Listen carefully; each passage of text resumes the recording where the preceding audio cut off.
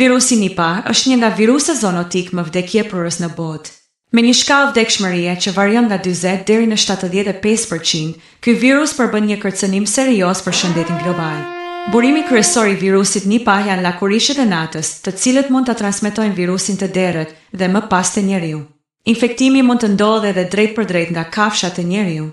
Transmetimi ndodh përmes frutave të kontaminuara, lëngut të palmës, si dhe nga pushtyma dhe sekrecionet, përmes kontaktit të afërt nga njeriu te njeriu. Simptomat fillestare përfshin temperaturë, dhimbje koke dhe të vjella. Në raste më të rënda, virusi shkakton encefalit infeksion të trurit, që mund të çojë në koma, dështim respirator dhe vdekje. Aktualisht, nuk ekziston as vaksinë dhe as trajtim antiviral për virusin Nipah. Rastet kryesore janë regjistruar në Bangladesh, Indi, Malajzi dhe Filipine, por rreziku I përhapjes mbetet global.